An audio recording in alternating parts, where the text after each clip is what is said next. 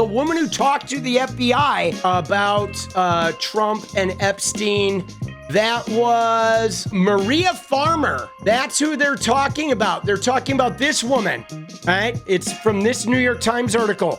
But this is Maria Farmer.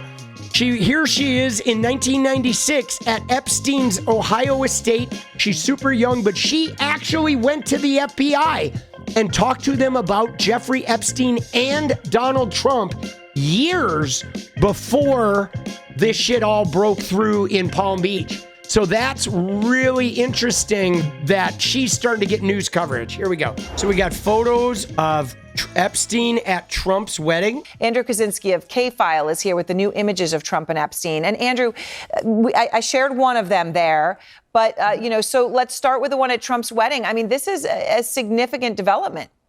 Well, yeah, it is. Trump's wedding to Marla Maples in 1993 was dubbed the wedding of the century by the media at the time. And although we know that Trump and Epstein were friends during this period, this is really the first time that it's actually been reported that Trump invited Epstein to his wedding. This is, we should note, more than a decade before those first allegations of sex trafficking against Epstein. But as you know, Trump's relationship with Epstein has been under the microscope recently. Now, besides that one... Now, we do have to make a note that when you are at the level of wealth and exclusivity that these people are at, whether you're talking about the Trumps, the wealthy people, whatever, senators, etc., there is a very, very controlled guest list to your wedding. You know what I'm saying?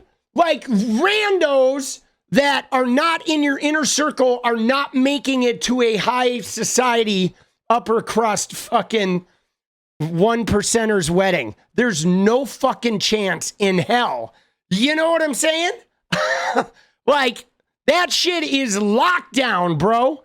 That shit is some lockdown of all lockdowns. A photo of Epstein entering the reception at the Plaza Hotel. We can also see him in the background of another picture. That's Howard Stern on the far right, along with Robin Leach from Lifestyles of the Rich and Famous. And Epstein is behind them at the wedding, almost seeming to be photobombing them. We also found this photo from just a few months earlier. Donald Trump with two of his children talking to Jeffrey Epstein. See, this one I've seen because this one is Epstein, okay, right? This is Trump with Ivanka and Eric. Okay, and look who's over here. You know who's over here in the corner? That's John Casablancas.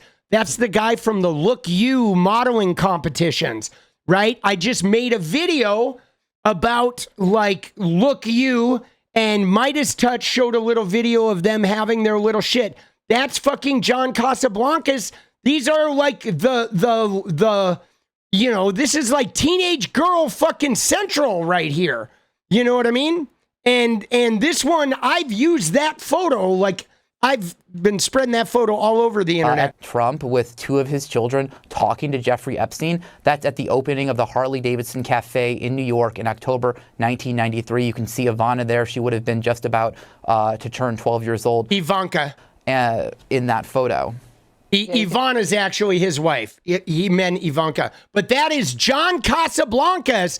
I noticed they don't mention it there.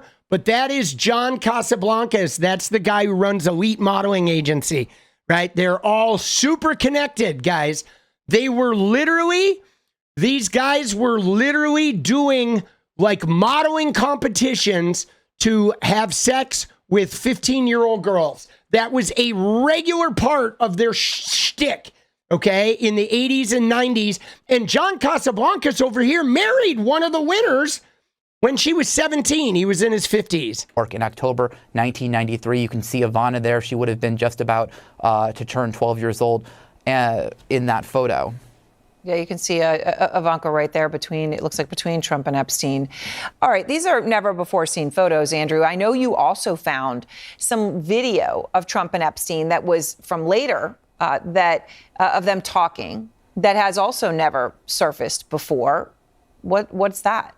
Well, that's right. This is from 6 years later in 1999. This video has never been seen before in this context. It shows Trump talking to Jeffrey Epstein just before models hit the runway at the Victoria's Secret fashion show in New York in 1999. You know, the only other video we've seen of the two men was 7 years before this. Trump is at the show with Melania, who is, of course, now First Lady, seated a few feet away from Epstein. You can see them chatting during the show as well. Allegations that Epstein sexually abused underage girls didn't surface until 2005, years after this video was shot. Right, but this, of course, establishes them together and obviously very friendly in 1999. So, Andrew, when you get all this, and all of this, as I just want to emphasize, right, has not been seen before. So you actually called President Trump. You called him directly to ask him about this. Yeah, we were not on the phone very long. I think our call was about 30 seconds or so. But when I asked him about the wedding photo, he said, he sort of paused for a second and then said, "You've got to be kidding me," before calling CNN fake news and then hanging up on me. Now, in a statement to CNN, "You've got to be kidding me. Fake news, hang up." White House Communications Director Stephen Chung said this. He said these are nothing more than out of context frame grabs of innocuous videos and pictures of widely attended events to disgustingly infer something nefarious. Dude, yeah, first off, Donald Trump's wedding reception was not a widely attended event. The fact is that the president kicked him out of his club for being a, quote, creep. See, that is, dude, we got to keep the pressure up, bro. We do. We got to keep the pressure up, okay? The pressure needs to stay like full speed ahead. Epstein, Epstein, Epstein, Epstein. We need to combat the Obama and hardcore fucking Epstein. Now, see, I'm nervous about the Ghislaine Maxwell thing, okay? Because I see 𝗏𝗏touch is making these videos that the titles are like, Ghislaine is going to sink Trump. Trump is nervous about Ghislaine. But like, frankly, if Pam Bondi goes to see Ghislaine Maxwell, I am very nervous about some type of setup where she gets paid off or she gets a promise of getting out of prison or gets some special fucking handshake deal in exchange for, you know, just getting in front of Congress and saying like, oh, it's all Democrats and throwing a bunch of Democrat names. Like she is a convicted child trafficker. We should not be listening to her. She's in fucking prison for 20 years, man. She's the most unreliable source out there. Okay? Like, that's bullshit. We need the files. Fuck Ghislaine Maxwell. All right? She is like, dude, she will lie her fucking ass off, bro. They're all liars. You know, they're all fucking liars. But anyway, watch this. All right, here we go. This is a serious issue. The highest volume of calls into my office have been about Epstein. People want the information. They don't want things covered up. That's pretty wild, okay? That, like, this is what her people are concerned about. That's interesting, right? I mean, is it true? I don't know. We'll find out if it's true or not. Right. But dude, this right here of Epstein and fucking Trump. Who is this other person? I want to know who this guy is. But they are definitely chummy, dude. They are like, they know each other fucking well, boss. You know what I'm saying? These guys.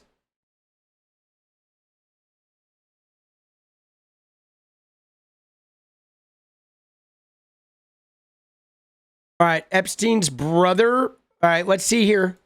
We got more. We're going to cover some more of this Epstein shit. Made me think of this, you know, something that the White House told us yesterday.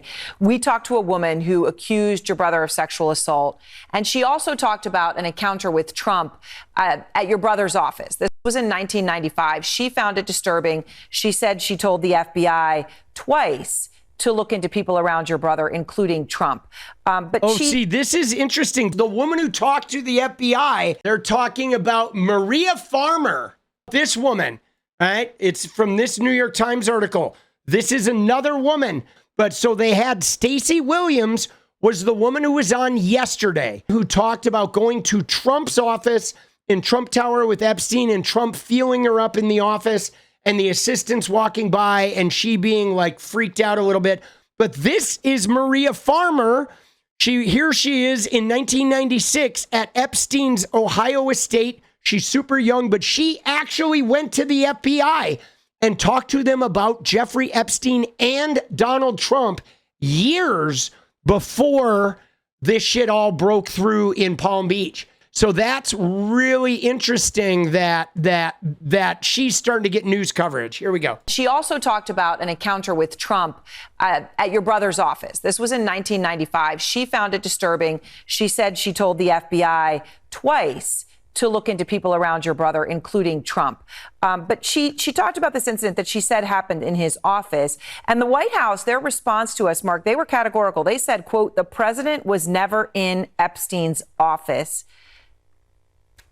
Is that true? That's just another blatant lie, because he was there. The people that worked for Jeffrey in his office, you can find them. They can testify that they saw Trump in Jeffrey's office on numerous occasions. So for him to say he wasn't there, all I can say is that's just another lie. So that's Epstein's brother. That shit is whacked out, guys. Right now, he's like blatantly denying that he was ever at Epstein's office. I mean, here's the deal, though. You ready? I just feel like Trump he's lying on so many fronts right now that even he can't keep up, right? You know what I'm saying? Like, this is, he's like now lying, oh, I've never been in Epstein's office. And then that's going to get proven that's untrue. And one by one, these lies are starting to fall down and they're starting to crash around him. And in particular, I feel like this Maria Farmer situation is going to be catching up. So I saw the Roy Black thing. I know he died today, but he was 80. You know what I'm saying? And so I know he died in Coral Gables, but like I'm not sure how significant that is. Like, I mean, if you notice a lot of people haven't covered it yet. There's an announcement in a local and like Newsweek, and the AP has picked it up, but I haven't seen a New York Times related yet. So I want to wait until some of the major news outlets do a little bit of investigation, because I know like right now, if Roy dies, he just got killed. But like, dude, he was 80. All right. 80-year-old people dying is pretty fucking normal. Ozzy Osbourne died today, right? That didn't have anything to do with the Epstein situation.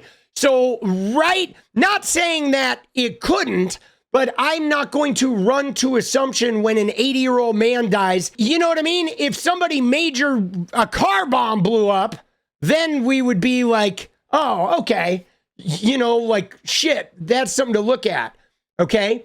But when an 80-year-old dies, I'm not going to jump the gun on that. But I did notice though, guys, I don't know if you've noticed, but I did notice that there's not, right? The only people reporting it are the local news, AP, which is like The Wire, right? And then like Newsweek and these weird, the Economic Times and Hindustan Times. So like it's still at the Daily Mail level of coverage. So what's crazy about this is the New York Times, Washington Post, they haven't covered it yet.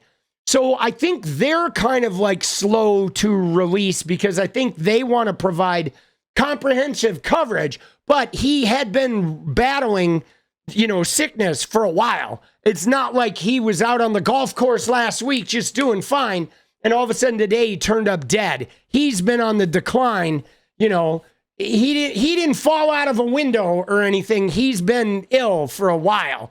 You know what I'm saying? He's been battling a thing. But again, I do notice how the major news outlets are covering it conservatively, which means everyone's being careful. They're being careful to look at, okay, let's actually really look at this, which I think everything does have to be scrutinized. But I don't automatically jump to conspiracy theories. I just don't. I am a sort of conspiracy theory deramper. I deramp all conspiracy theories. until there's like overwhelming proof. You know what I'm saying? That's just kind of how I roll. I don't buy into that shit, because when you do that, there's a danger when you jump to conspiracy theory things, because then you start looking for those connections, and then pretty soon everything's a conspiracy theory, which is kind of the way the world's like moving, right? The world is definitely moving into everyone's conspiracy theory territory, which is bothersome. So this is going to be fucking crazy. Dude, look at that. I feel like that picture speaks volumes too. Dude, they kind of look alike, don't they? They sort of look alike, don't you think? Yeah, they cheated on the election that Trump won, and then they made it so he couldn't even be president.